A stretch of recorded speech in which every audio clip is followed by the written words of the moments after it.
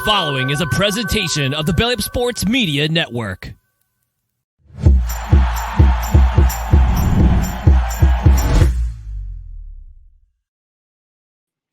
And welcome into another episode of Fantasy Fridays. Today we are talking about the big guys, and I'm not talking offensive line. We're talking about the glorified offensive linemen, now glorified wide receivers. We're talking about the tight ends, a position made famous right now by Travis Kelce, George Kittle, and maybe even argue Darren Waller in some regards. So I'm going to avoid those guys when I talk about my players I'm a fan of or players I'm a flop of. I know there's a lot of talk about Darren Waller this year. A lot of talk about Travis Kelce. Is his Gumby knees too much? Is he finally getting too old? What about George Kittle? Obviously, all the questions there. And San Francisco around quarterback. I know it's Brock Purdy right now, but how long? Will Trey Lance ever get an opportunity? We'll have to wait and see all that. But we're avoiding those top 3, top 4 guys right now.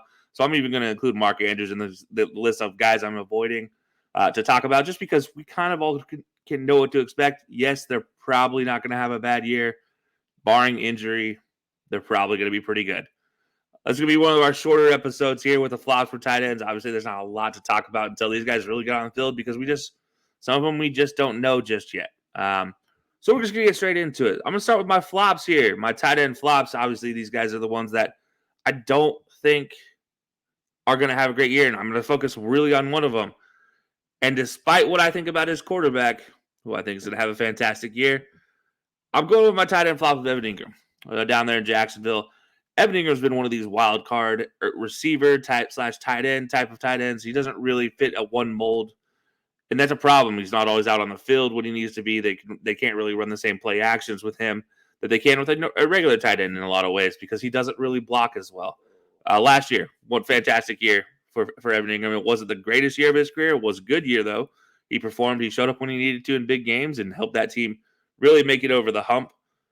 I don't think we're going to see anything like that this year. I think Evan Ingram's going to be a bottom 15 tight end.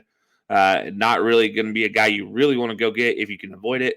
There are much better options out there, and tight end flop for me, Evan Ingram, until he can prove otherwise. I mean, this has been a guy that has just been disappointing almost every single season of his career. So I'm going to stand by that, despite my thoughts on Trevor Lawrence being one of the more fantastic quarterbacks coming into this season. And I think is going to be on his way, maybe even in the MVP conversation at the end of the year. I don't think Evan Ingram is going to be a big part of that. Unfortunately, there's going to be one odd man out there in Jacksonville. And I think it's Ingram, just with the way he plays. He's just in and out of lineups. He's just not always on the field when you need him to be. And some of Trevor Lawrence's best abilities are coming off of play action.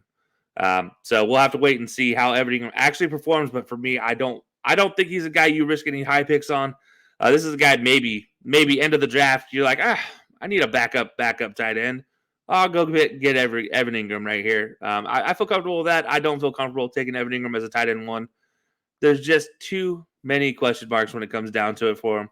Not enough positivity for me down there in Jacksonville for Evan Ingram.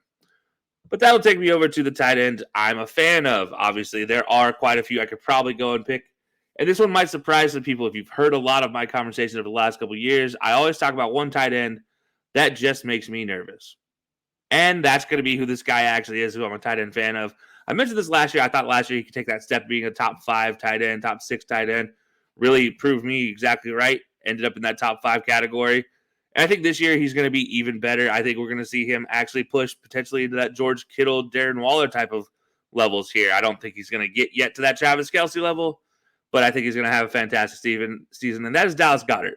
We saw the huge strides he took forward last year with bringing in A.J. Brown. You now had Jalen Hurts, literally slinging it out there.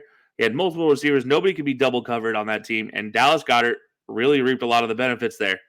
Yes, you do always have to be concerned with potential injuries with Dallas Goedert. That is that. But he will always be on the field. Unlike Evan Ingram, who I just talked about. Dallas Goedert is always on the field for the Eagles when you need him. Occasionally, the only time they take him off, it seems like, is they put in Trey Burton, who I don't even believe is in Philadelphia anymore. So you don't have to worry about that as much. Dallas Goedert's going to be on the field a lot. He will get less shares than A.J. Brown and then, even Devontae Smith for that matter, but he's still going to be in a close to 17% share rate in that offense for targets. It's okay. That's acceptable, especially when you consider every other tight end that I just talked about. I talked about Evan Ingram. I talked about some of the other guys. They're probably down there in the 12s and 13% of their team, even Evan Ingram potentially down at 9% share targets this year. So we'll have to see with Dallas Goedert. I do like him a lot. I do think he's going to continue to keep growing into his role. I think it's also hard to cover him. Like, he's 6'6", 6'7". He runs like the wind and can blow you out of the water on a run block. So very interesting. Nobody really wants to play close to him. Nobody wants to try to keep up with him. It's a tough guy to guard. Very few athletes out there can actually keep up with him. And he is really one of the smoother route runners. As long as he can hold on the ball and stay healthy, I don't see any reason why Dallas Goedert doesn't end up another top 5 season here for the Eagle tight end. So that's going to be Dallas Goedert here that I'm a fan of. And just to recap right here to end this up, player I'm flopping on this season, Evan Ingram. Just don't see it happening for him down there in Jacksonville.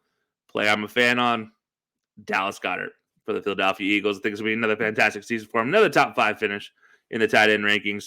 Let me know what I got right. Let me know what I got wrong. Obviously, we don't know yet. This is all still preseason. But we'll talk about these more when I wrap up the season. I'm going to have my team of the flops, the team I'm a fan of as well. I'm going to match them up on the last episode right before the season starts. That way you can see what I'm talking about.